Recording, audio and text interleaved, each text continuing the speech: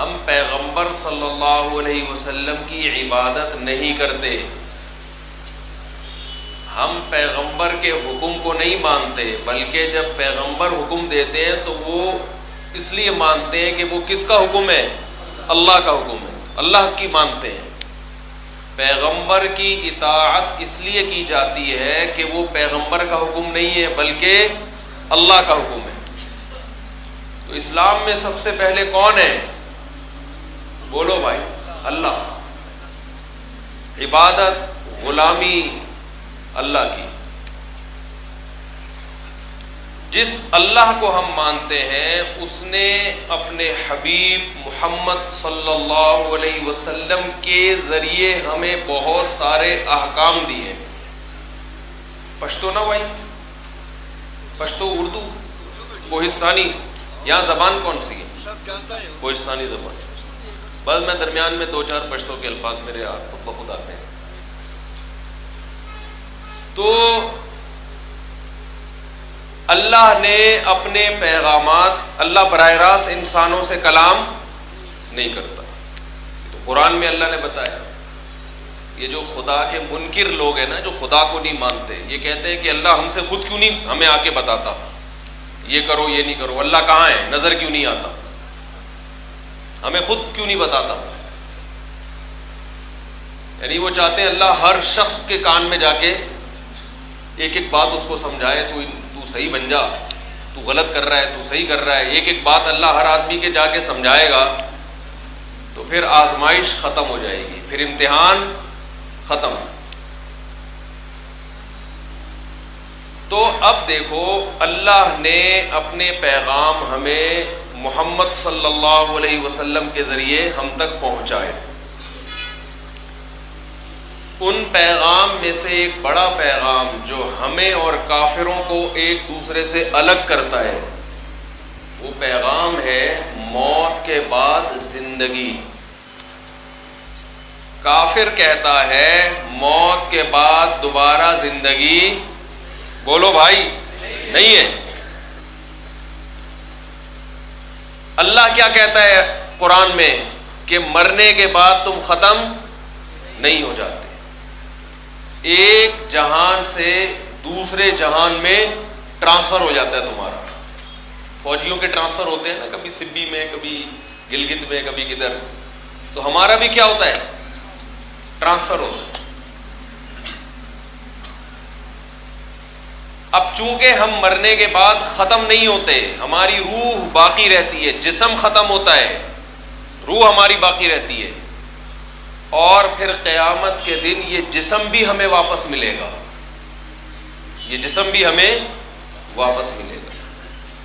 یہ جو ہم کہتے ہیں، کافر کہتا ہے کہ جسم تو ختم ہو جاتا ہے، اللہ فرماتے ہیں بلا قادرین علی ان نسوی بنانا، ہمیں اس پر بھی قدرت ہے کہ تمہیں دوبارہ زندہ کرے، اور یہ جو انگلیوں کے نشان ہے نا، جو نادرہ میں جب آپ لگاتے ہو تو ایک شکل بنتی ہے نا، یہ شکل دوبارہ بنے گی، ایسا اللہ جسم کو جوڑ کے دوبارہ بنا دے گا۔ تو موت کے بعد دوبارہ زندگی ہے، یہ زندگی امتحان کے لیے ہے، کھانے پینے کے لیے آپ کو بولنا پڑے گا بھائی، کھانے پینے کے لیے، مزے اڑانے کے لیے نہیں۔ موت کے بعد دوبارہ زندگی ہے۔ اگر موت کے بعد دوبارہ زندگی نہ ہوتی، جنت اور جہنم نہ ہوتی، تو ہم میں سے ہر شخص کو چاہیے تھا کہ وہ زندگی گزارنے سے پہلے کسی مولوی سے نہ پوچھتا کہ یہ کام حلال ہے یا یہ حرام ہے، یہ ہمیں پوچھنے کی ضرورت نہیں تھی۔ انگریز پوچھتا ہے بھائی، انگریز پوچھتا ہے کسی سے؟ دیکھو چائنا والے کتے کھاتے ہیں، کیوں؟ اس لیے کہ چائنا میں کوئی مولوی نہیں ہے چائنیز میں ان کو سمجھائے کہ کتے کھانا حرام ہے۔ کوئی چائنا میں آپ نے دیکھا کوئی چینگ پونگ پونگ مولوی ہو جو ان کو سمجھا رہا ہو کہ کتے مت کھاؤ؟ کبھی دیکھا آپ نے؟ آپ حیران ہوتے ہیں وہ کتے کیوں کھاتے ہیں۔ چائنا والے ہم پہ حیران ہوتے ہیں کہ یہ کتے کیوں نہیں کھاتے، سمجھ رہے ہو؟ وہ کہتے ہیں کہ گائے میں جتنے پروٹین ہیں، جتنی طاقت گائے کے گوشت میں ہے اتنی ہی کتے کے گوشت میں ہے.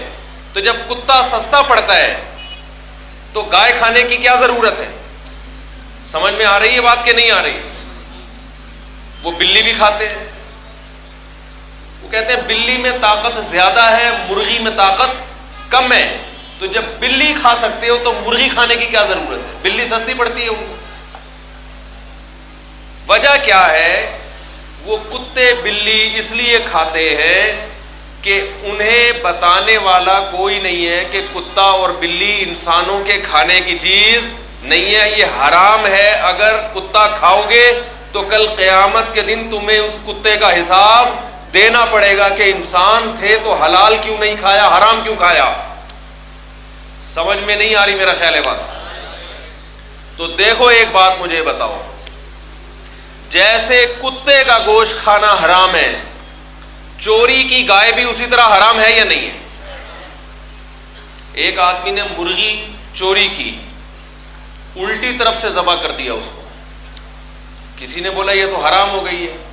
اس نے کہا پہلے کون سا حلال کی تھی بھائی؟ چوری کی تھی نا.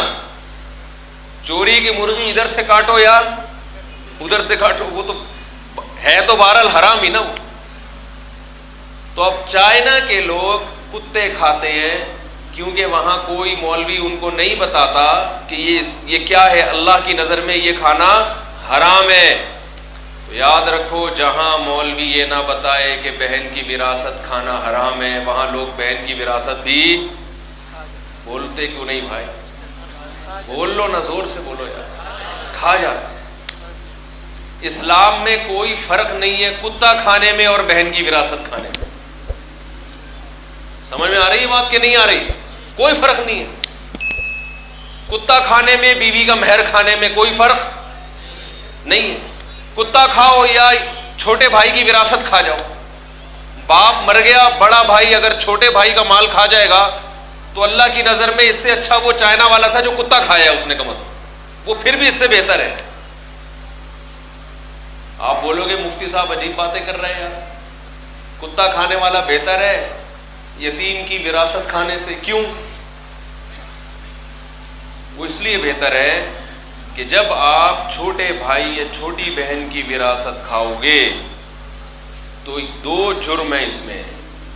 ایک تو حرام کھانے کا گناہ، دوسرا یتیم کا مال کھانا اور بڑا گناہ ہے، تیسرا عورت کا مال کھانا اور بڑا گناہ ہے. قرآن میں صاف اللہ لا یحل لکم ان ترثوا النساء کرہا، اے ایمان والو تمہارے لیے عورت کا مال زبردستی حلال نہیں. اس کی تو الگ اللہ نے. چوتھا، رشتہ دار کا مال کھانا اور زیادہ جرم، کیونکہ رسول اللہ صلی اللہ علیہ وسلم نے فرمایا جو رشتہ داری کو توڑتا ہے وہ جنت میں داخل نہیں ہو. اب یہ جو نبی نے فرمایا کہ رشتوں کو جو توڑتا ہے، تو آپ بتاؤ رشتوں کو، پہلی بات تو یہ کہ یہ جو نبی نے فرمایا جو رشتوں کو توڑتا ہے وہ جنت میں نہیں جائے گا، یہ نبی نے خود کہا ہے یا اللہ کا پیغام نقل کیا ہے بھائی؟ اللہ کا پیغام دیا نا. تو اللہ کا پیغام جب نبی صلی اللہ علیہ وسلم نے دیا، اس میں فرمایا کہ جو رشتوں کو توڑتا ہے وہ جنت میں نہیں جاتا. اب رشتوں کو توڑنے کا طریقہ یہ نہیں ہے کہ ہتھوڑے سے لے کے رشتوں کو توڑا جائے. ہر چیز کو توڑنے کا الگ طریقہ ہوتا ہے. ہر چیز اخپل طریقے سے توڑی جاتی ہے. پتھر کیسے توڑو گے؟ ہتھوڑے سے. قسم کیسے توڑو گے؟ ہتھوڑے سے توڑو گے یا بم سے توڑو گے؟ قسم، جو چیز، جو کام کا وعدہ کیا ہے وہ نہ کرو تو قسم ٹوٹ جائے گی کہ نہیں ٹوٹ جائے گی؟ تو رشتہ کیسے ٹوٹتا ہے؟ رشتہ ٹوٹتا ہے ایسا کام کیا جائے جس سے رشتہ داری کے دل میں آپ کی نفرت پیدا ہو جائے. تو کسی کا مال کھانے سے بے انتہا محبت پیدا ہوتی ہے یا نفرت پیدا ہوتی ہے؟ بھی آپ نے دیکھا، آپ نے اس کی جیب سے 500 روپے نکال کے اپنی جیب میں ڈالے، وہ آپ سے بغل گیر ہو گیا، یار آج تو تم نے ایسا کام کیا، مزہ آ گیا بھائی. کبھی دیکھا آپ نے؟ ہے بھائی؟ آپ نے بہن سے پیسے کھا گئے، اس کی دکان کھا گئے، اس کی زمین کھا گئے، اس کے دل میں بھائی کی محبت پیدا ہوئی، میرا بھائی کیسا غیرت مند ہے، مجھ سے پوچھے بغیر پوری جائیداد کھا گیا میری. کبھی ایسا ہوتا ہے؟ شاید یہاں پر ہوتا ہو. بھائی آپ نے تو گردن ہی نہیں ہلا رہے، تو بولو نا نہیں ہوتا ایسے. پیسہ دینے سے محبت بڑھتی ہے یا لینے سے؟ دینے سے. جب خرچ کرو گے تو محبت بڑھتی ہے.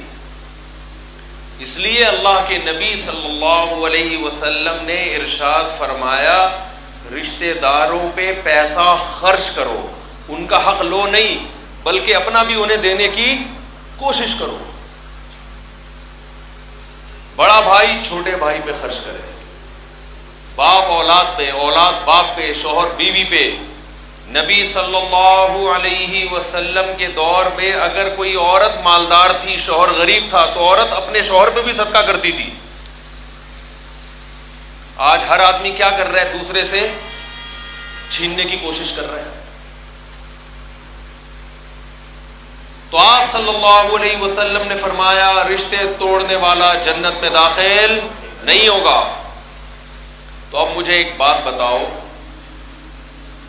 قرآن کے الفاظ دیکھو، وَيُطْعِمُونَ الطَّعَامَ عَلَى حُبِّهِ مِسْكِينًا وَيَتِيمًا وَأَسِيرًا إِنَّمَا نُطْعِمُكُمْ لِوَجْهِ اللَّهِ لَا نُرِيدُ مِنْكُمْ جَزَاءً وَلَا شُكُورًا. اللہ فرماتے ہیں ہمارے جو نیک بندے ہیں وہ ہمیں خوش کرنے کے لیے ہماری محبت میں لوگوں پہ خرچ کرتے رہتے ہیں. غریبوں کو، یتیموں کو، مسکینوں کو، قیدیوں کو، کمزوروں کو کھلاتے رہتے ہیں. اور جب ان کو کھلاتے ہیں تو ان سے کہتے ہیں کہ ہم تمہیں اللہ کو خوش کرنے کے لیے کھلاتے ہیں، ہم تم سے اس کا بدلہ نہیں چاہتے. تو اس سے پتہ چلتا ہے کھلانے سے، دینے سے اللہ بھی، بولو نا، خوش ہوتا ہے. لینے سے اللہ خوش نہیں ہوتا. تو ایک چیز سے توبہ کرو، اگر ہم میں سے کسی نے کسی کا حق دبایا ہوا ہے، بہن کی وراثت ہے یا چھوٹے بھائی کی وراثت، بہت جگہوں پر بڑا بھائی کیا کرتا ہے، ساری زمین پہ قابض ہو جاتا ہے. چاچا بعض دفعہ ساری زمین پہ قابض ہو جاتا ہے اور اپنے بھتیجوں کو ان کا حق نہیں دیتا. اور جب بھتیجا بولتا ہے کہ میرا حق دو، میرے باپ کا کی وراثت تھی، جائیداد تھی دو، تو چاچا کیا بولتا ہے، یہ میرا احترام. بولتے کیوں نہیں بھائی؟ نہیں، یہ رشتہ داری کا خیال نہیں کرتا. تو رشتہ داری کا خیال وہ نہیں کر رہا جو حق دے نہیں رہا ہے، جو مانگ رہا ہے. اس کو تو شریعت نے حق دیا ہے مانگنے کا. دیکھو آپ، کسی شخص نے کسی سے پیسے لیے، زید نے بکر سے کیا لیے؟ پیسے لیے. اب بکر مانگنے آیا کہ بھائی تو نے میرے سے 1,00,000 روپے لیے تھے، واپس دے دے. اب زید کو غصہ آ رہا ہے، کیوں مانگ رہا ہے؟ میں تیرا دوست ہوں، تجھے خیال نہیں ہے؟ بکر غصہ کر رہا ہے، بھائی تو نے 1 مہینے کا وعدہ کیا تھا، واپس کر. اب ایک تیسرا آدمی ان کے درمیان میں جا کے بکر کو سمجھائے کہ تو کیوں واپس مانگ رہا ہے، تجھے دوستی کا خیال نہیں ہے، تجھے اس کا خیال نہیں ہے. تو غلطی پر کون ہے، بکر یا زید؟ زید غلطی پر ہے. جس کا حق ہے اس کو تو اللہ نے حق دیا ہے مانگنے کا. تو اللہ نے بہن کو حق دیا ہے کہ بھائی سے اپنی وراثت مانگے. علماء کہتے ہیں دیکھو یہ شریعت کے بڑے مشکل احکام ہیں. لاکھوں روپے کسی کے حوالے کرنا، پوری زمینیں حوالے کرنا بہت مشکل کام ہے. لیکن قرآن کہتا ہے ان لوگوں کے لیے مشکل نہیں ہے جن کا آخرت پر ایمان ہے. اصل جو ہماری زمین ہے نا، اصل جو زمین ہے وہ 6 فٹ کی ہے جس کو قبر کہتے ہیں. اور آپ خوش قسمت ہو، یہاں پوری ایک 6 فٹ کی زمین ایک اکیلے آدمی کو ملتی ہے. کراچی میں وہ بھی اکیلے آدمی کو نہیں ملتی. 10 آدمی ایک قبر میں دفن ہو رہے ہیں. پوری 6 فٹ کی زمین بھی ایک آدمی کو نہیں مل رہی. اتنی آبادی گھس گئی ایک دوسرے میں، مردے آپس میں ایک قبر میں اکٹھے سو رہے ہیں. آپ اندازہ لگاؤ. تو جب انسان اس دنیا کو مسافر خانہ سمجھتا ہے، اسے پتہ ہے یہاں ہمیشہ رہنا نہیں ہے. تو اس کے لیے حق دینا آسان ہے